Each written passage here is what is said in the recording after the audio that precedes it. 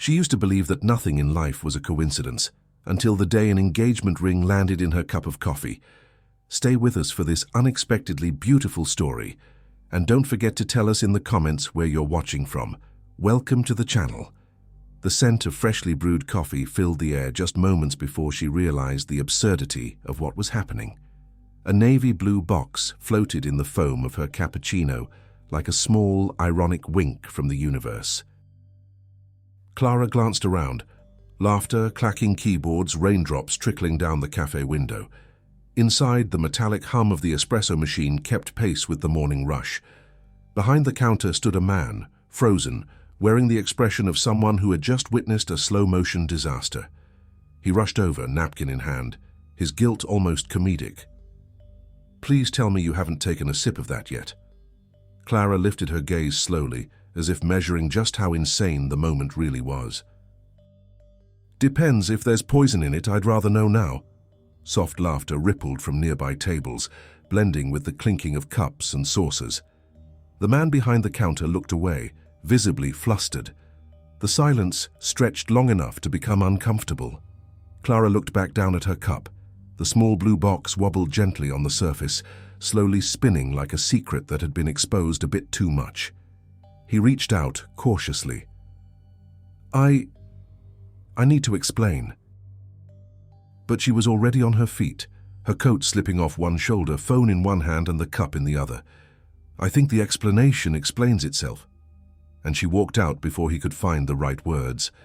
Outside, the rain thickened.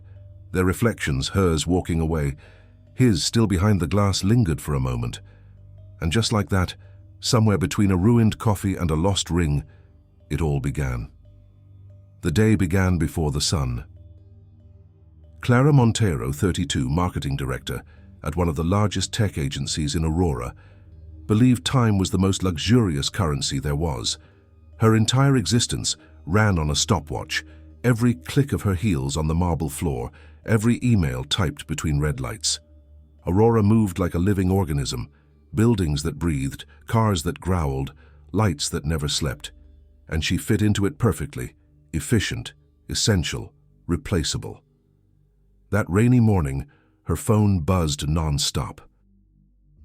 Meetings, reports, budget revisions. A client who'd changed the brief for the third time. She didn't need coffee for pleasure. It was survival. And Luz and Cafe, a small coffee shop tucked between two mirrored buildings, was her most predictable refuge.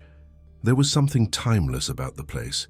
The wooden floors creaked, the tiled counter was slightly uneven, and the scent of cinnamon always whispered that winter was near.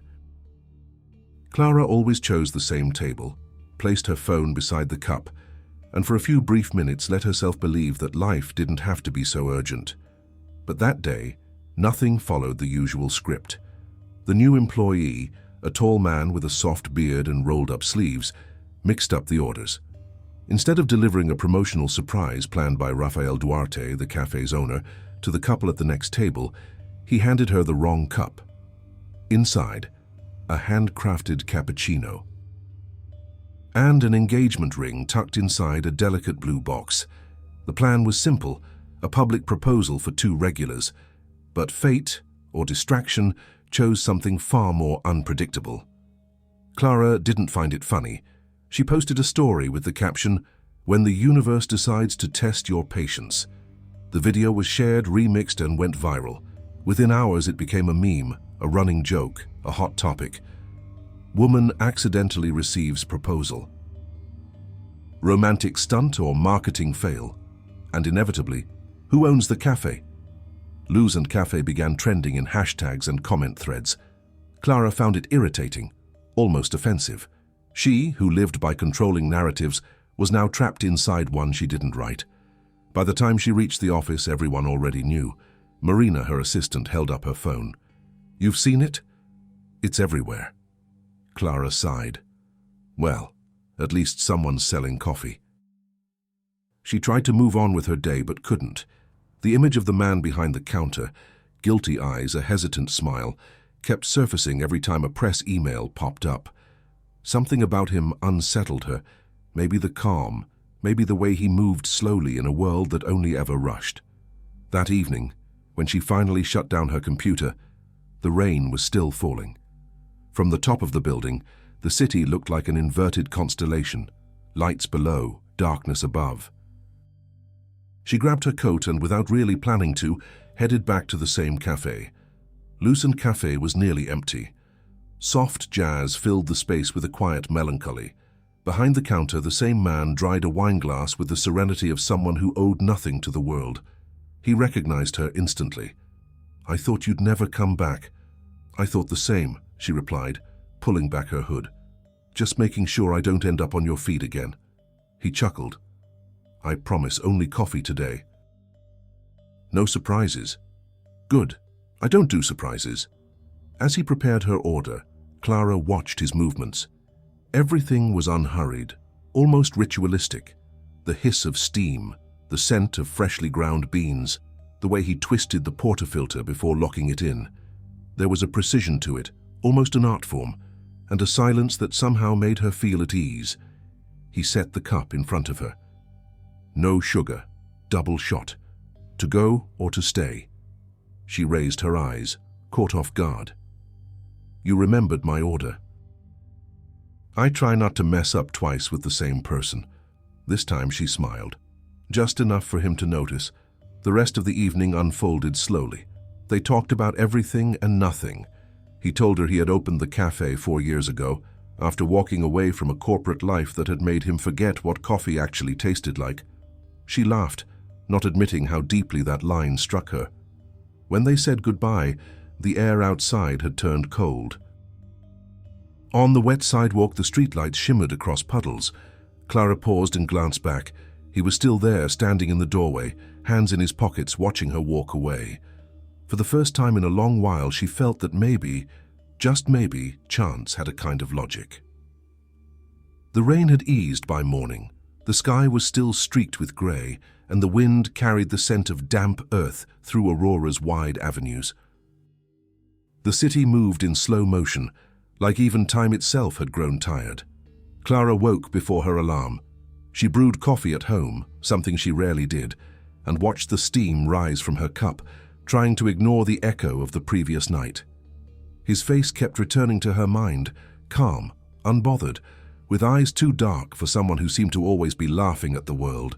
She chalked him up to a social glitch, a brief stumble of fate, but still, a stumble with a voice, a scent, and a presence. Her phone buzzed. Marina had sent over her list of meetings, a call with the international client, a budget review, lunch with the creative director. Routine pressed in like an anchor. Clara took a deep breath and left her coffee half finished. But when she stepped outside, her body seemed to choose a different direction. The streets were still damp. Buses groaned in the distance, and sidewalk conversations floated on the air. Everything quietly ushering her toward the same place. The same cafe. The same corner. The same man. Lucent Cafe was busier than usual. Voices overlapped, laptops blinked, milk steamed constantly behind the counter. The ambient sound was a blend of jazz and soft murmurings, urban comfort, the kind that only exists in places that welcome other people's urgency. She walked in like someone who had no intention of staying. She headed for the counter without sitting down, her gaze flicking past the crowd until it landed on him. Raphael had his back turned, rearranging a stack of boxes. White shirt sleeves rolled to the elbows, dark apron, hair slightly tousled. He turned slowly, perhaps sensing her gaze before seeing her. "I thought you only drank coffee for corporate reasons," he said, in the same calm tone he'd used the night before. "And who says this isn't corporate?" she replied, glancing at the menu. "I might be here to evaluate the competition." Evaluating competition requires tasting, not sarcasm. She raised an eyebrow. "Tasting what exactly?" "A proper cappuccino, and maybe a conversation." He smiled, not the easy kind people wear when flirting, but the quiet smile of someone who understands someone else's pace. She hesitated, looked around, spotted the only available table by the window and decided to sit down. Not for him, she told herself, but for the view. That's what she kept repeating in her mind. Raphael prepared the coffee with methodical, yet gentle movements. The grind, the click of the portafilter, the steam spiraling upward, each step a quiet choreography. He paid attention to every detail, as if this little ritual was what held the world together. When the cup reached her table, Clara noticed the foam, carefully smoothed with a fine trail of cinnamon on top. "I didn't ask for anything fancy," she said, glancing at the cup. "But you got it anyway. House policy. Anyone who returns gets more than they asked for." She tried to stifle a brief laugh. "Sounds like a customer retention strategy. Or just an excuse to keep interesting people around." This time she didn't respond. She lifted the cup to her lips and stared out the window. Raindrops traced slow paths down the glass. The voices outside blurred into indistinct sound. Raphael moved on to help other customers, then returned, then drifted again. From time to time he looked in her direction, but never too long, just enough to let her know he was still there. When her coffee was finished, Clara realized she wasn't ready to leave. She pulled out her laptop, opened a blank document, and pretended to work. He noticed, of course. By now, Raphael seemed to understand the little lies people tell when they want to stay, without saying so. The afternoon passed. The sun began to filter through the clouds, casting a warm glow inside. The wooden floor reflected the light in golden tones. A soft, melancholic song began to play in the background. Raphael leaned against the counter and said, not looking directly at her, "Sometimes I think people come here less for the coffee and more to remember that life still has a scent." How poetic. "No, just an observation." "You talk like someone who has time to observe. And you talk like someone afraid to stop and try." Clara closed her laptop. "You're wrong. I just prefer not to romanticize the obvious." "And the obvious is?" "That coincidences don't exist, just well-structured mistakes." He looked at her for a moment, his gaze steady and intrigued. "Then maybe I made the right mistake." The silence that followed wasn't awkward. It was the kind that holds the air still, the kind of pause where the whole room seems to be listening for something yet to be said. In the days that followed, she came back, not every day, but often enough to form a pattern. Each visit began with sarcasm and ended in conversation. He always served the coffee the same way, with subtle variations she pretended not to notice. She spoke little but observed much. His hands, the way he wiped down the counter, how he greeted every customer like an old friend. Raphael, in turn, seemed to read her thoughts without needing to ask.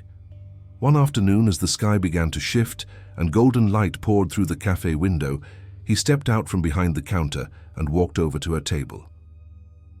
"You know what I love most about this time of day?" he asked. "I'm guessing it's the lighting." "No," he smiled. "It's the moment the day gives up on being productive and starts becoming real." She looked at him in silence. He continued. "People stop pretending they're in a rush, and the ones heading home alone always glance at their reflection in the window, like they're hoping to see something else." "And what are you hoping for?" "That someone will stop looking at the reflection and come inside." She looked away, pretending to jot something down in her notebook. But when she lifted her eyes again, he had already returned to the counter. That night, Clara dreamt of the sound of coffee being ground, the glow of amber lights, and the steady scent of rain and cinnamon. The weeks passed like a gentle mirror, reflecting a rhythm Clara never meant to create. She began arriving at Luz and Cafe just after 10, when the rush had quieted and the city's noise was softened by wooden walls and the hush of steam rising from the machine. Raphael was always there, and without ever speaking of it, they had started to sync to each other's pace.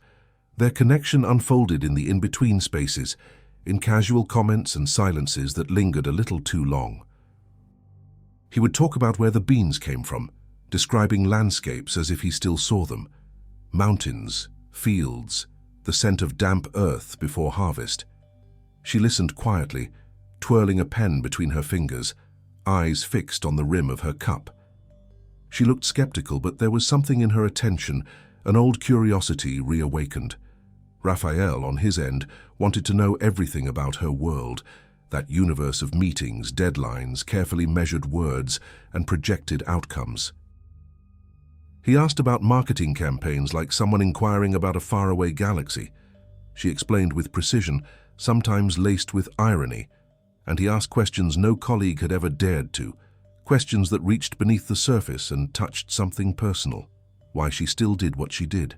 One late afternoon, after the last customer had left, the cafe sat in silence. It was nearly 6.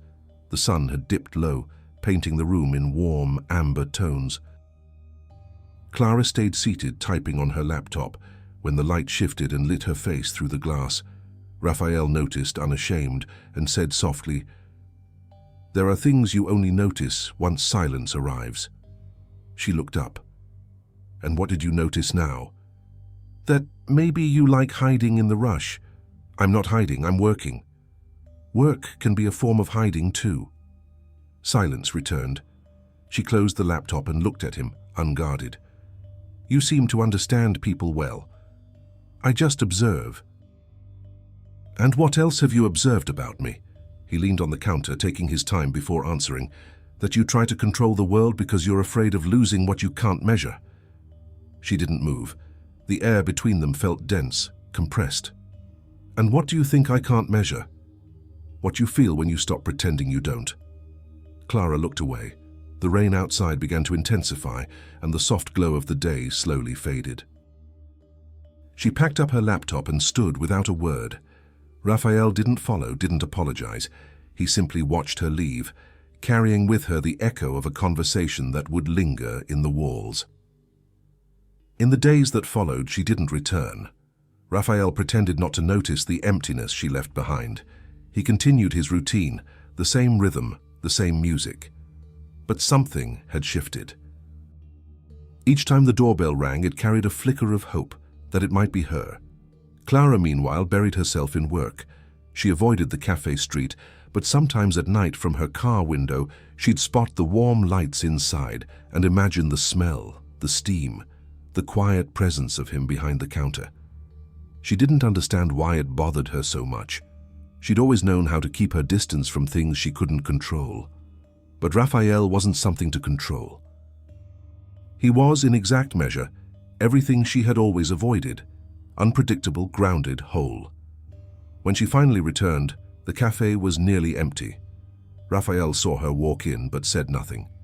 She sat at the same table, took off her coat, crossed her legs as if no time had passed. He made her coffee and placed the cup in front of her. "Double shot, no sugar, right?" She nodded silently. Minutes passed in stillness. She stared out the window. He wiped down the counter. Then she spoke, eyes still fixed ahead. "You didn't ask why I disappeared." "I didn't have to. Sometimes people vanish just to see if the world notices." "And did you?" "Every day at 10. She looked at him, and the smile that almost broke on her lips wasn't one of amusement, but of surrender, the kind that comes when someone finally stops defending themselves. They sat in stillness, unmoving, until the rain began to fall again, and the sound against the window restored the atmosphere they both remembered. Raphael approached with a cloth in hand, pretending to wipe the nearby table. "I should probably thank you," he said without looking at her. "That video still brings in customers." "Well, that's something. But none of them have the same habit of ordering coffee and letting it sit untouched for 5 minutes. She leaned back in her chair. "That's how long it takes me to remember I'm alive." He chuckled softly. "Then I guess I serve coffee to remind you of that." This time she smiled for real. Their encounters became less accidental. Sometimes he'd have the cup ready before she walked in. Other times she came unannounced and stayed for hours, reading reports, watching the rhythm of the place. One night, the cafe was close to closing, and the lights flickered from the rain outside. She was still there, seated, coat draped over her chair, face partially hidden behind a curtain of hair. Raphael approached and asked in a quiet voice, "Can I show you something?"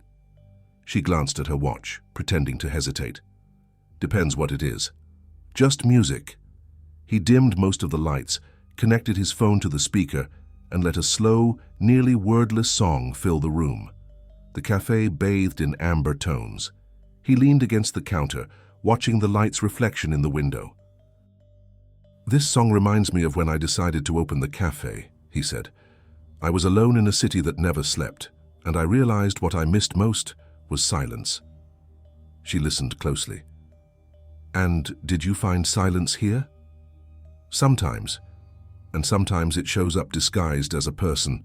She didn't respond. The rain had softened outside, and the melody stretched gently, like it didn't want to end. Clara stood, walked to the counter, and placed her hands on the cool wood. "What do you mean by that?"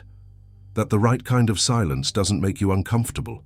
She looked at him, and the look she gave wasn't curious or guarded. It was the kind you give when you realize you've just crossed a line you can't uncross. By the time she left, the city had fallen asleep. Her footsteps echoed on the damp pavement, and the cold air brought a sensation she didn't quite know how to name. For the first time in years, she wasn't thinking about what needed to happen tomorrow. Her mind was still, as if everything that needed to exist already was. The quiet between them began to dissolve, subtly, like the final notes of a song that lingers just a bit too long. Conversations grew shorter, glances lingered more. Silence, once comforting, started to hold meanings neither of them dared to name. It began on a Monday morning, when Clara arrived at the office to find her name lighting up every internal message thread. The old video, the one with the ring in her coffee, had resurfaced, this time with a new headline. "Staged campaign? Marketing executive and cafe owner caught faking viral moment." Her stomach clenched. She hadn't done anything, but being at the center of noise was enough to cast doubt. Marina, her assistant, appeared at the door, visibly tense. "The board wants an explanation. The press wants a statement." Clara closed her eyes, elbows on the desk. "And I just want to disappear for 30 minutes. Is that allowed?" It wasn't. Calls began. Emails flooded in. And by the time she finally left the building, it was no longer just a rumor.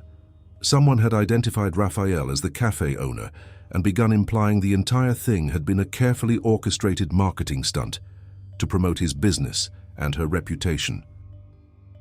Her heart raced in a way that felt completely foreign to her nature, precise, methodical, unaffected by outside noise. But this noise was different, not because of what it threatened to ruin, but because of what it meant, as if chance had suddenly turned into suspicion. That afternoon, Clara crossed Aurora's rain-slicked streets with the urgency of someone in search of answers. The rain had returned, steady and relentless, like it was trying to cleanse the city. She walked into Lucent Cafe with firm steps, ignoring the stares. Raphael stood behind the counter, speaking with a staff member. When he saw her, his smile faltered for just a moment. "I've seen what they're saying," she said, blunt and direct, "and I want to know if any of it's true." He wiped his hands on a towel, took a deep breath before answering. "I don't know what you've read, but I'm guessing it wasn't good. They're saying it was all staged, that the video was part of a campaign to promote your cafe. That's ridiculous. You know it was a mistake." "Do I?" she asked, her tone cold. "Or do I just want to believe it was?" The pause that followed felt longer than it really was. Raphael leaned against the counter, gaze steady. "You really think I'd use you to promote anything?" "I don't know what to think. Since I met you, nothing makes sense. Maybe that's exactly what scares you." She looked away. The voices around them sounded distant, blurred by the sound of rain outside. Raphael stepped out from behind the counter and walked toward her. "I've never had to fake anything. You met me because of a mistake, and for once in my life I didn't want to fix it." Clara felt the weight of his words, but the anger still burned. "Then explain why your name is everywhere, why the story came back just when we were—" She stopped. "When we were what?" he asked, voice low and steady. "Trying something you pretend not to feel?" She took a step back. "I don't pretend. You do all the time. You pretend you don't care, pretend you don't believe in coincidences, pretend you're not afraid. And you pretend you know who I am." The silence between them turned sharp, cutting. Clara grabbed her bag, face unreadable, and walked out before his gaze could reach her. Outside, the rain was loud enough to mask whatever expression might have slipped through. In the days that followed, the scandal grew. The agency launched an internal investigation. The press speculated, and the cafe began to lose business. Raphael remained silent. He didn't reach out, didn't respond to the headlines, didn't defend himself. Clara, buried in the demands of work, feigned indifference. But his name surfaced in every conversation, every article, every unspoken question. She tried to erase the memory of the days that had once become a refuge, but memory is stubborn. There were moments that kept returning, the scent of coffee, the sound of his laugh, the reflection of dusk in the cafe window. It all came back, even when she wished it wouldn't. At night, Aurora was a city of reflections.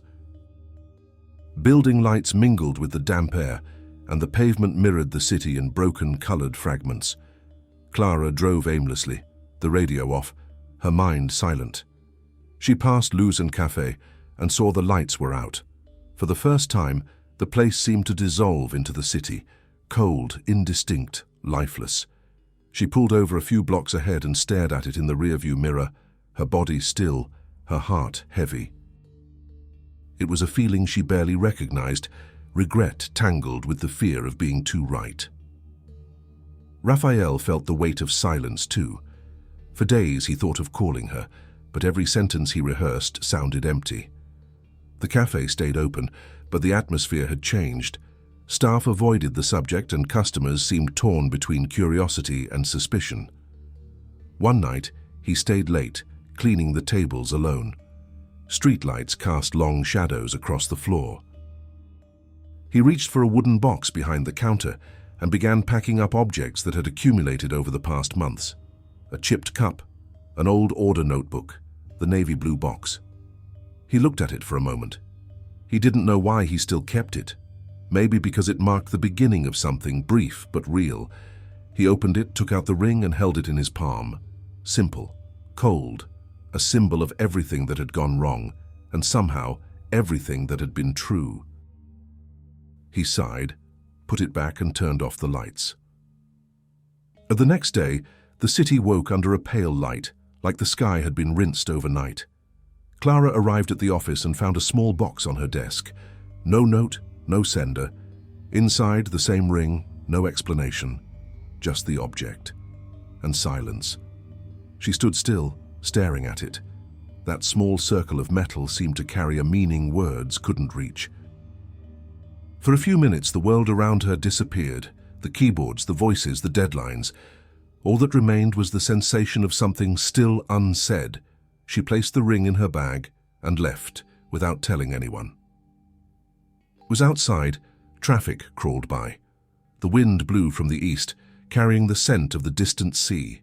Aurora, in the early afternoon, felt like a city on pause. Clara walked slowly, heels tapping against the wet asphalt. She knew exactly where she was going, even if she wasn't sure what she'd do once she got there. When she stopped in front of Luzon Cafe, the doorbell jingled in the wind, but made no sound. The lights were off. The tables were neat. The counter was empty. A paper on the door read simply, "Closed for renovation." She stood there, unmoving, staring at her reflection in the glass. Her face and the empty interior merged like two layers of the same story. Maybe that was it, the kind of ending that comes when time decides to move on without you. But she didn't leave. She stood there until the wind grew cold. Then, without looking back, she walked away, the ring in her pocket like a question she still didn't know how to answer. And for weeks, time seemed to repeat itself. Clara moved through her days without noticing the difference between one and the next. The city remained loud, alive, indifferent. But something in her had shifted. The days felt just as heavy, but Raphael's absence filled the quiet moments, the spaces where thoughts slipped through. She still passed by the cafe's street, though she pretended not to notice. Luzon Cafe remained closed. The sign in the window, now yellowed by rain, served as a daily reminder of something that had begun and ended before it had a name. Sometimes Clara would pause across the street, staring at the darkened windows, wondering if he was still in the city, if he would reopen the cafe, if he remembered her with the same aching silence that she remembered him. The ring stayed in her desk drawer. She had tried to return it, searched for an address but found nothing, just a disconnected number and a website that no longer existed. Eventually she gave up, left it there, like a pause that refused to end. Parifiu as the nights grew long. Her apartment felt too big, the silence too loud. Clara would come home from work, leave her heels by the door, hang up her coat, and turn on the lamp in the living room. She'd sit with a glass of wine but rarely drank it. The hum of passing cars filled the space. The clock marked each hour with a precision that grated, and in those hours her thoughts became a hall of echoes. She remembered Raphael speaking of freshly ground coffee, of the timing of things, of silence that doesn't disturb. She remembered herself too, the curt replies, the unbroken pride, and she began to see how much that pride looked like fear. Fear of losing control, fear of feeling something that couldn't be explained, and above all, fear of having been wrong. One night, she couldn't resist the urge to go back. She left home around 11, the city already asleep. She wandered aimlessly until the streets began to feel familiar. The sky was overcast and the air smelled of rain that hadn't yet arrived. When she reached the corner, the cafe was still there, unchanged, but this time with the lights on. The fogged glass revealed only faint outlines, shadows moving inside. She hesitated, but before she could decide, the door opened. It was Raphael. He looked the same, but something had shifted. Something in his eyes, or in the way his voice sounded lower now, less carefree. They stood in silence for a few seconds, as if trying to measure the time since their last meeting. He was the first to speak. "I thought you weren't coming back." She gave a faint, restrained smile. "I thought the cafe was closed." "It was," he replied.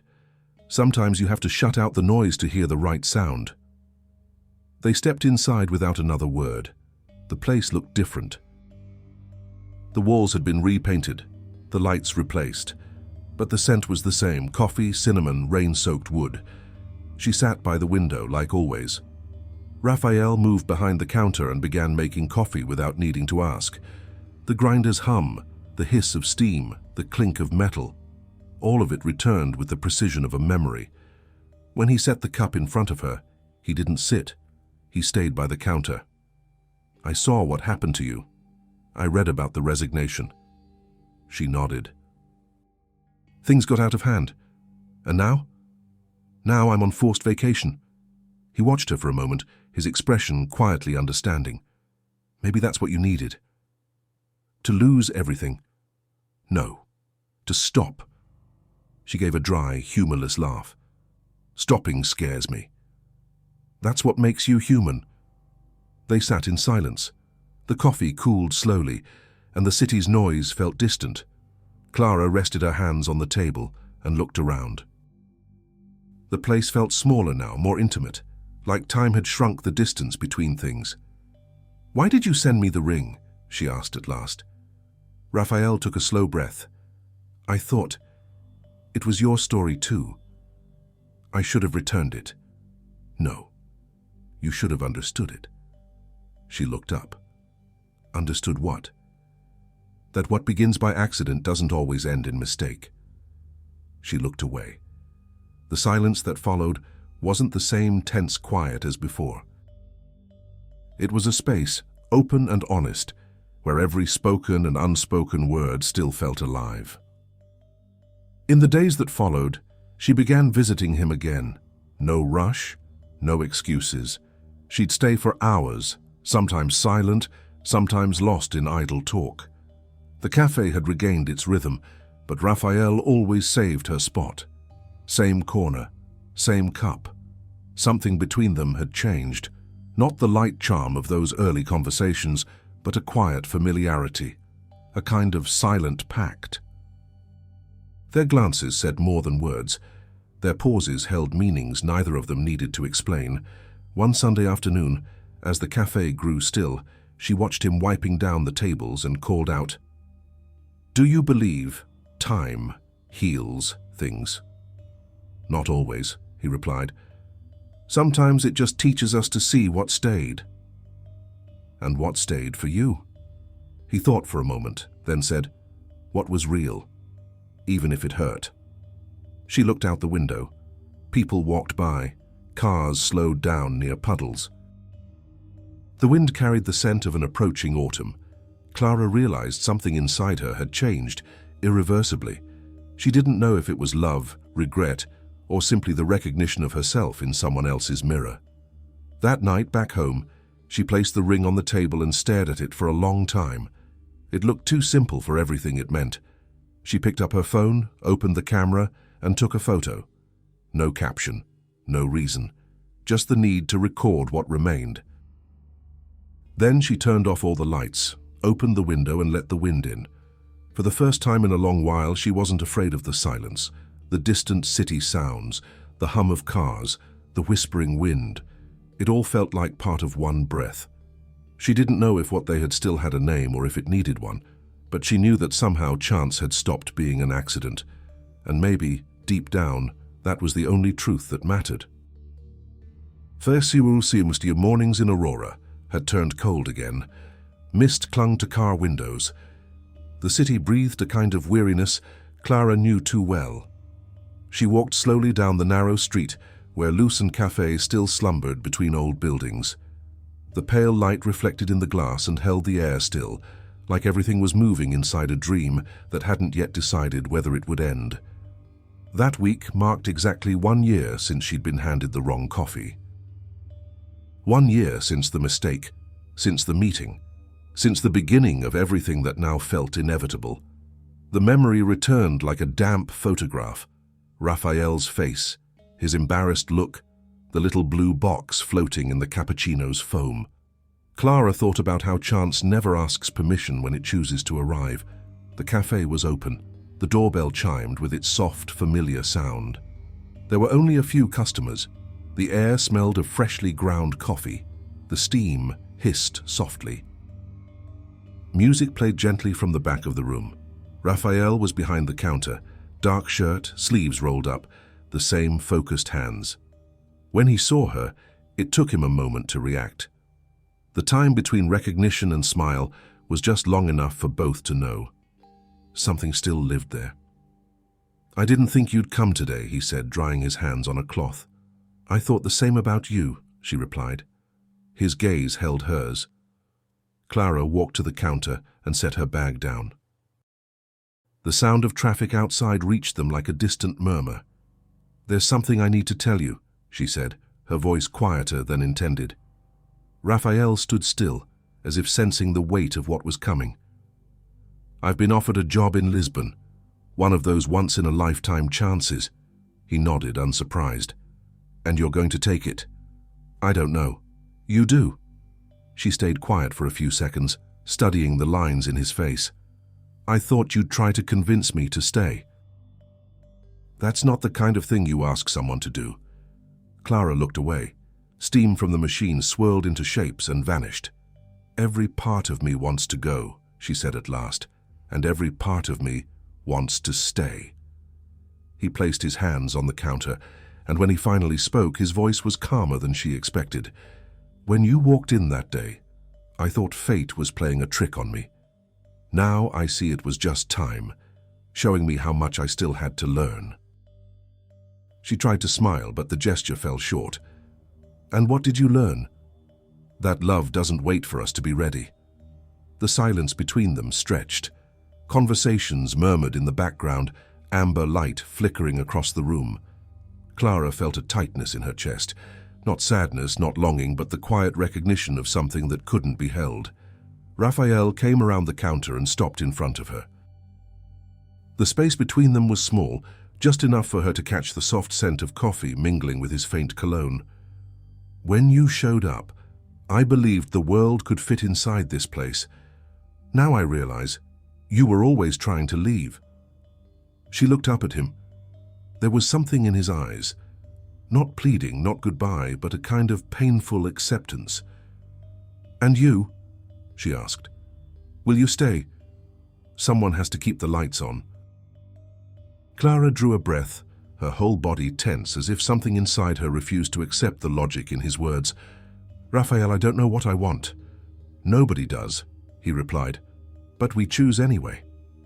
The noise around them faded. The music changed. Time seemed to fold in on itself, as if the world had stepped back to give them space. He watched her for a moment, then held out his hand. "Stay tonight. Decide tomorrow."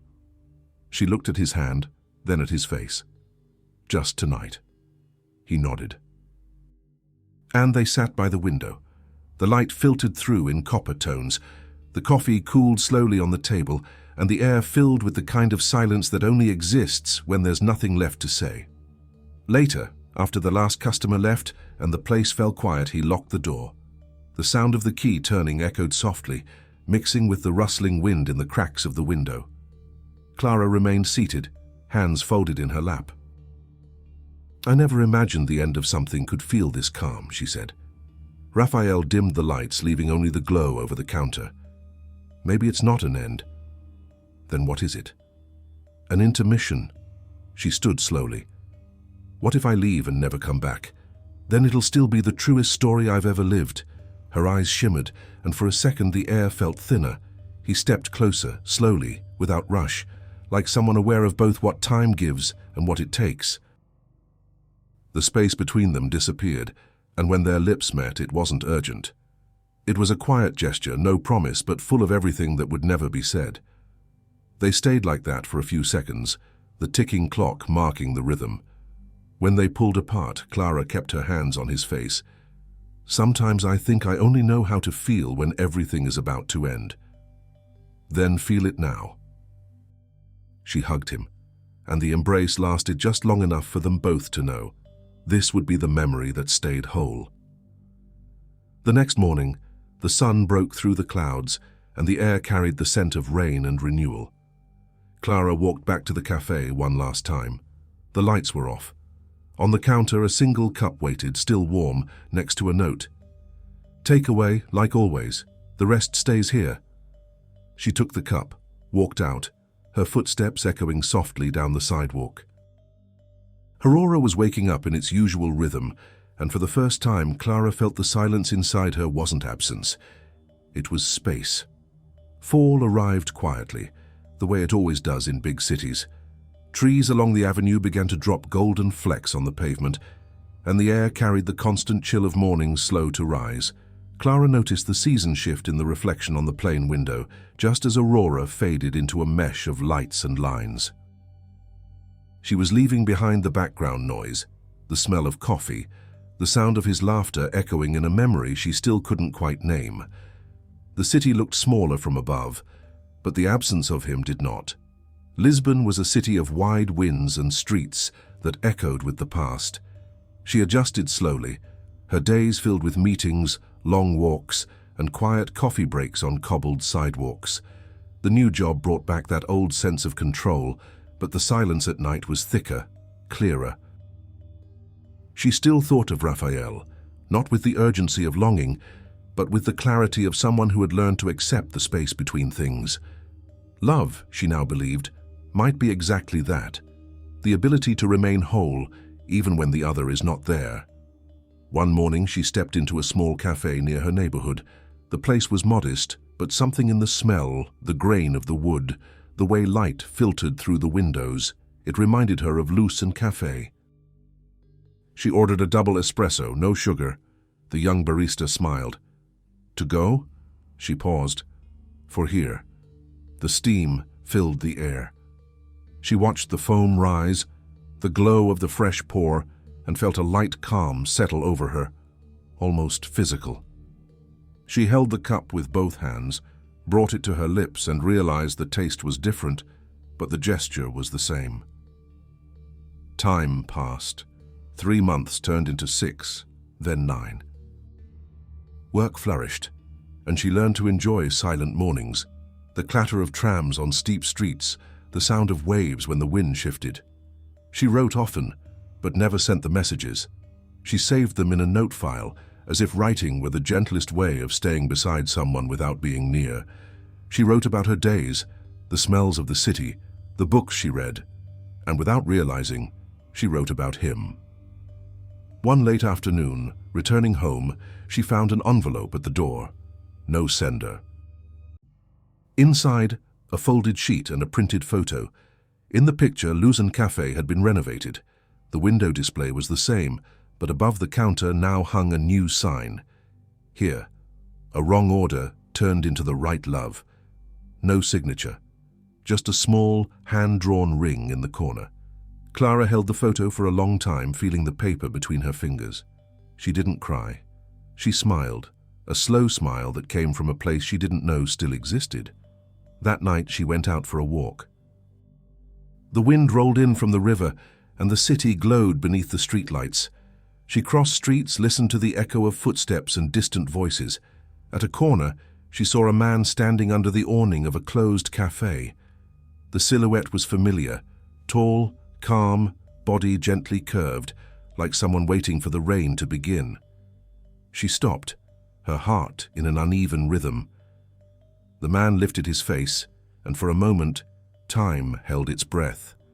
It was Raphael. The same eyes, the same quiet presence. Neither of them moved at first. The rain began to fall light-slow. He took a step forward. Seems like the right coffee always finds the wrong path. She took a deep breath, like air returning to a body after a long absence. Or maybe it's the other way around, she replied. They stood there between the rain and the silence with the calm of those who've lived long enough to know that some stories don't need explanation. They stepped into the cafe together, still smelling of fresh wood and future. The barista turned on the lights and asked what they'd like. Clara didn't glance at the menu. 2 double espressos. No sugar. To go? The young man asked. She looked at Raphael and he held her gaze. No, she said. For here. The next morning, the sun broke through the fog over the river. Clara woke with a lightness she hadn't known in a long time, as if she'd finally stopped fighting time. Outside, the city moved indifferently, and the sound of trams echoed like a continuous breath. She got up, walked to the window, and saw Raphael on the balcony, a cup in his hands. The steam rose and vanished into the cold air. What is it? He asked, noticing her gaze. Nothing, just thinking the coffee tastes different here. Maybe because the place is different. She walked closer, took the cup from his hands. The gesture was simple, steady, the exact motion of someone who's found the rhythm of their own story. The world for a moment stood still, and in that stillness, everything fit. The accident, the mistake, the ring, the love. None of it had been planned, and maybe that's why it lasted. Clara brought the cup to her lips, looked out over the horizon, and let the warmth of the coffee blend with the crisp morning breeze. Life, she thought, no longer needed urgency or certainty. Just a beginning that knew how to begin again, as many times as it took. In the end, this story reminds us that not everything that starts by accident ends in failure, that some coincidences are just waiting for us to slow down long enough to happen. Drop a comment below and tell us where you're watching from, because sometimes fate just wants to start with a simple, "Where are you?" Thanks for watching, and don't forget to support the channel. See you next time.